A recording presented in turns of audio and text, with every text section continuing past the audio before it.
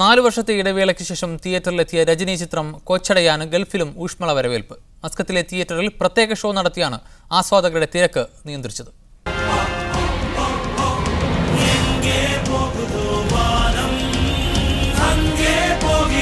Style മന്നന്റെ പുതിയ നമ്പറുകൾ പ്രതീക്ഷിച്ച് തിയേറ്ററിലെത്തിയവരെ കൊച്ചടിയാനിലെ ആനിമേറ്റഡ് രജനി നിരാശപ്പെടുത്തി.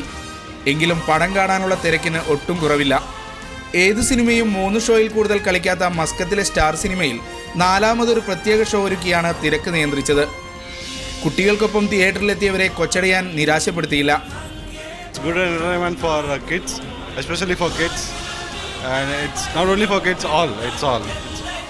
തമിഴകത്തിന്റെ പഴയകാല ഇതിഹാസ നായകൻ കൊച്ചടയാന്റെ ചരിത്രത്തിൽ പലതും പഠിക്കാനുണ്ടെന്നാണ് കുട്ടികൾ പറയുന്നത്.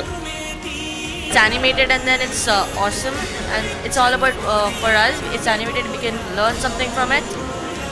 It's about war and then we get some information like from history and all this stuff. വാരാദ്യ ദിവസങ്ങളായ ഇന്നലെയും ഇന്നും തുടരുന്ന പ്രത്യേക ഷോ അടുത്ത ദിവസവും തുടരുമെന്ന് സ്റ്റാർ സിനിമ അധികൃതർ പറഞ്ഞു. ലോകമെമ്പാടും ആരാധകരുള്ള രജനിയുടെ സിനിമ അല്പം ലേറ്റായാണ് തിയേറ്ററുകളിലെത്തിയതെങ്കിലും ലേറ്റസ്റ്റ് ജനറേഷനും രജനി തന്നെ super star. Shino Shamsuddin, media 1, Muscat. ആടുജീവിതങ്ങളാണ് ഗൾഫിലെ ലേബർ ക്യാമ്പുകളിൽ ഉള്ളതെങ്കിലും അവിടെയുമുണ്ട് കലാകാരന്മാരും കലയെ സ്നേഹിക്കുന്നവരും. അവരിൽ ഒരാളാണ് ഷാർജയിലെ ഒരു ലേബർ ക്യാമ്പിലെ പത്തനംതിട്ട സ്വദേശി ഷിബു ജോൺ. ഇത് പത്തനംതിട്ട സ്വദേശി ഷിബു ജോൺ.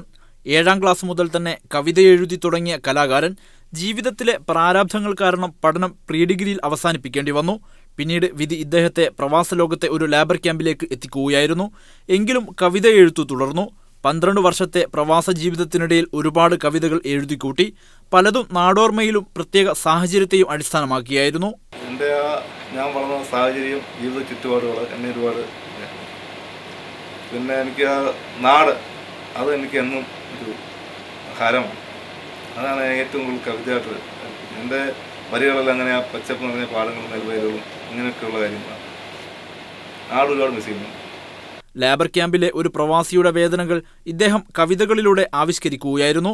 പ്രവാസ ലോകത്തെ ചില മാഗസിനുകളിൽ കവിതകൾ പ്രസിദ്ധീകരിച്ചിരുന്നു. കവിതകൾക്ക് പുറമെ മരത്തടിയിലും മറ്റും കരവിരുത് തീർക്കാനും ഇയാൾ മിടുക്കനാണ്. കൈവശമുള്ള മർമ്മ ചികിത്സയിലെ അറിവും ലേബർ ക്യാമ്പിലെ പലർക്കും പ്രയോജനപ്പെടാറുണ്ട്. ലേബർ ക്യാമ്പിലെ സുഹൃത്തുക്കൾ ഇദ്ദേഹത്തിന് കലാരംഗത്ത് കാര്യമായ പ്രോത്സാഹനമാണ് നൽകുന്നത്. പത്തനംതിട്ട കലഞ്ഞൂർ സ്വദേശിയായ ഇദ്ദേഹത്തിന്റെ കുടുംബം നാട്ടിലാണുള്ളത്. ജീവിത സാഹചര്യങ്ങളോട് പ്രതികരിക്കാൻ ഷിബു ജോൺ ഇനിയും കവിതകൾ എഴുതിക്കൊണ്ടേയിരിക്കും, അവ വെളിച്ചം കണ്ടില്ലെങ്കിലും. Haris Arikkulam, media 1, Sharjah. ബഹ്റൈനിൽ കള്ളനോട്ടുമായി കടകളിൽ കയറിയിറങ്ങുന്ന സ്വദേശി യുവതി പിടിയിൽ. കഴിഞ്ഞ ദിവസം മുഹറക്കിലെ ഒരു കടയിൽ വഞ്ചിക്കപ്പെട്ട മലയാളിയാണ് യുവതിയുടെ അറസ്റ്റിന് വഴിയൊരുക്കിയത്. ഹമദ് ടൗൺ, ഈസ്റ്റ് റിഫ എന്നിവിടങ്ങളിലെ 3 കടകളിലെ കച്ചവടക്കാരാണ് പോലീസിൽ പരാതി നൽകിയത്. യുവതിയെ പരാതിക്കാർ തിരിച്ചറിഞ്ഞു. രാജ്യത്തെ വിപണിയിൽ കള്ളനോട്ട് വ്യാപകമായത് പ്രവാസികളടക്കമുള്ള കച്ചവടക്കാർക്ക് പ്രയാസം സൃഷ്ടിക്കുന്നുണ്ട്.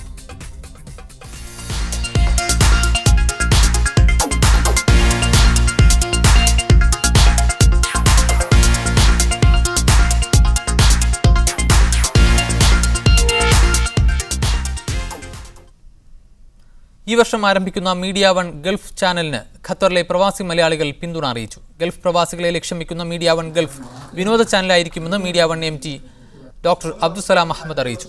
പുതിയ സംരംഭത്തിന് ഖത്തറിന് പുറമെ മറ്റ് ഗൾഫ് നാടുകളിൽ നിന്നും പ്രവാസികൾ നല്ല പിന്തുണയാണ് നൽകുന്നതെന്ന് അദ്ദേഹം പറഞ്ഞു. 1 വർഷം കൊണ്ട് മാധ്യമലോകത്ത് ശ്രദ്ധേയമാകാൻ ചാനലിനായിട്ടുണ്ടെന്ന് media 1 director P Mujeeb Rahman പറഞ്ഞു. ദോഹയിലെ ഹോട്ടൽ ഹോളിഡേ വിലയിൽ നടന്ന ബിസിനസ് മീറ്റിൽ വ്യവസായ രംഗത്തെ പ്രമുഖർ സംബന്ധിച്ചു. ലോക നിലവാരത്തിലുള്ള സ്റ്റേഡിയങ്ങൾ ഉറപ്പുവരുത്തി ഖത്തറിൽ നടന്ന വേൾഡ് സ്റ്റേഡിയം കോൺഗ്രസ് സമാപിച്ചു. 2022 ഖത്തർ ലോകകപ്പിന് മുന്നോടിയായാണ് സമ്മേളനം നടന്നത്. 2022 ലോകകപ്പിനായി ഖത്തർ 8 പുതിയ സ്റ്റേഡിയങ്ങളാണ് പണിയാൻ ഉദ്ദേശിക്കുന്നത്. എന്നാൽ ഇതിൽ വക്രയിലെ സ്റ്റേഡിയം മാത്രമാണ് ഇതിനകം പണി ആരംഭിച്ചത്. ഇതിനു പുറമെ ലോക നിലവാരത്തിലുള്ള മറ്റു കായിക സൗകര്യങ്ങളും ഒരുക്കേണ്ടതുണ്ട്. എന്നാൽ നിർമ്മാണ മേഖലയിൽ വേണ്ടത്ര തൊഴിലാളികൾ രാജ്യത്തില്ലെന്നതാണ് ഖത്തർ നേരിടുന്ന വെല്ലുവിളിയെന്ന് സമ്മേളനത്തിൽ പങ്കെടുത്ത കോൺട്രാക്ടർ കമ്പനി പ്ലാനിംഗ് വിഭാഗം തലവൻ അഹമ്മദ് ഫുആദ് പറഞ്ഞു.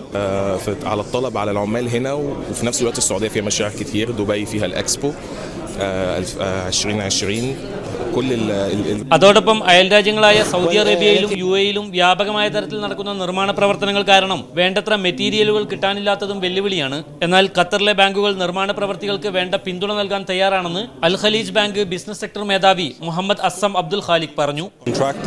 والسبلاي تشين فالبنوك عندها الليكويديتي عندها الكابيتاليزيشن وعندها الانتلكتشوال كابيتال اللي بيخليها قادره تساعد. ഖത്തറിലെ സ്റ്റേഡിയങ്ങൾ ഉൾപ്പെടെയുള്ള സൗകര്യങ്ങളിലുള്ള അവ്യക്തത നീക്കാൻ സമ്മേളനം ഉപകരിക്കുമെന്ന് Astad project managing CEO Ali bin Nasser Al Khalifa പറഞ്ഞു. المؤتمر هو أن يكون هنالك شفافية بين الجميع.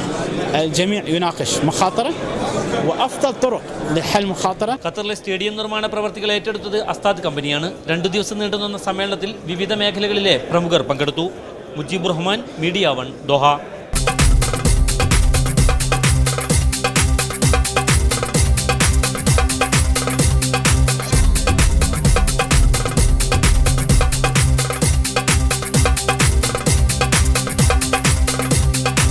പാകിസ്ഥാൻ പ്രധാനമന്ത്രി നവാസ് ഷെരീഫ് നരേന്ദ്രമോദിയുടെ സത്യപ്രതിജ്ഞാ ചടങ്ങിൽ പങ്കെടുക്കും.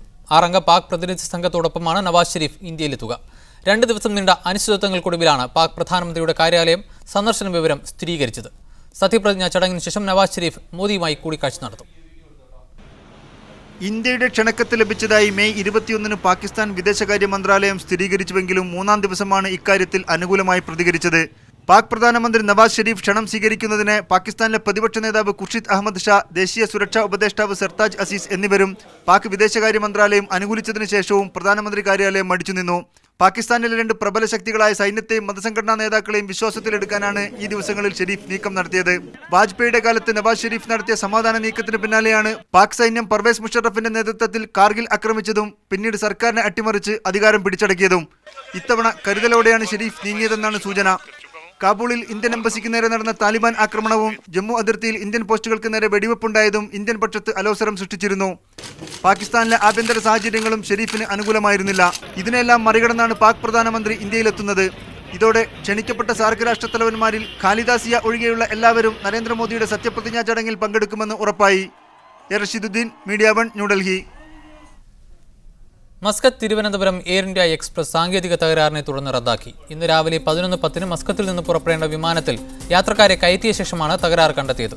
വൈകുന്നേരം 6ഓടെയാണ് വിമാനം റദ്ദാക്കുകയാണെന്ന് അറിയിപ്പുണ്ടായത്. വിമാനത്തിൽ കയറിയ യാത്രക്കാർ 6 മണിക്കൂറിലേറെ അനിശ്ചിതാവസ്ഥയിൽ വിമാനത്തിനുള്ളിൽ കഴിച്ചുകൂട്ടേണ്ടി വന്നു. രാത്രിയോടെ ഇവരെ മസ്കത്തിലെ ഹോട്ടലിലേക്ക് മാറ്റി. നാളെ ഉച്ചയ്ക്ക് 1-ന് വിമാനം യാത്ര തുടരുമെന്നാണ് അറിയിച്ചിരിക്കുന്നത്. ബഹ്റൈനിൽ സംഭാവന പെട്ടികൾ മോഷണം പോകുന്ന സംഭവങ്ങൾ ആവർത്തിക്കുന്നു. രാജ്യത്തിന്റെ വിവിധ ഭാഗങ്ങളിൽ സംഭാവന പെട്ടികൾ മോഷ്ടിക്കുന്ന സംഘം വിലസുന്നതായാണ് റിപ്പോർട്ടുകൾ സൂചിപ്പിക്കുന്നത്. ഹോട്ടലുകളിലും കടകളിലും വിവിധ സംഘടനകളും ഗവൺമെന്റ് ഏജൻസികളും സ്ഥാപിച്ച സംഭാവന പെട്ടികളാണ് മോഷണം പോകുന്നത്. മനാമ ലാസ്റ്റ് ചാൻസ് സൂപ്പർ മാർക്കറ്റിന് സമീപം മിനർവ ഹോട്ടലിനും മനാമയിലെ മറ്റൊരു ഹോട്ടലിലും മോഷണം നടന്നു. കൗണ്ടറിൽ ആളില്ലാത്ത തക്കം നോക്കിയാണ് മോഷ്ടാക്കൾ സംഭാവന പെട്ടിയുമായി കടന്നുകളയുന്നത്. പയ്യന്നൂർ സൗഹൃദവേദിയുടെ റിയാദ് ദമാം ഘടകങ്ങളുടെ വാർഷികാഘോഷവും 3ാമത് KS രാജൻ പുരസ്കാര സമർപ്പണവും റിയാദിൽ നടന്നു. പയ്യന്നൂർ ഫെസ്റ്റിന്റെ ഉദ്ഘാടനം പ്രശസ്ത മാപ്പിളപ്പാട്ട് ഗായകൻ അസീസ് തായിനേരി നിർവഹിച്ചു. KS രാജൻ പുരസ്കാരം സാമൂഹ്യ പ്രവർത്തകൻ മൊയ്തീൻ കുട്ടി തെന്നല ഏറ്റുവാങ്ങി. പ്രവാസി ഭാരതീയ സമ്മാൻ പുരസ്കാരം നേടിയ ഷിഹാബ് കൊട്ടുകാട്, വ്യവസായ രംഗത്തെ സമഗ്ര സംഭാവനയ്ക്ക് ഫ്രീരിയ group chairman Ahmed Koya, Riyadh villas chairman Suraj Panayil എന്നിവരെയും ചടങ്ങിൽ ആദരിച്ചു. വിവിധ കലാപരിപാടികളും അരങ്ങേറി. ഈജിപ്തിൽ തടങ്കലിൽ കഴിയുന്ന അൽ ജസീറ പ്രവർത്തകരുടെ വിചാരണ ജൂൺ 1 വരെ നീട്ടിവെച്ചു. ഓസ്ട്രേലിയക്കാരനായ പീറ്റർ ഗസ്റ്റേ, ഈജിപ്ഷ്യൻ പൗരൻ മുഹമ്മദ് ഫഹ്മി, ഈജിപ്തുകാരനായ ബാഹിർ മുഹമ്മദ് എന്നിവരുടെ വിചാരണയാണ് നീട്ടിയത്. കഴിഞ്ഞ ദിവസം ഡിസംബർ 29-നാണ് ഇവരെ പട്ടാളം കസ്റ്റഡിയിലെടുത്തത്. ഭീകരവാദ പ്രസ്ഥാനങ്ങളുടെ പട്ടികയിൽ ഉൾപ്പെടുത്തിയ മുസ്ലിം ബ്രദർഹുഡുമായി ബന്ധം പുലർത്തിയെന്നാരോപിച്ചാണ് രാജ്യത്തെ പട്ടാള ഭരണകൂടം ഇവരെ ജയിലിലടച്ചത്.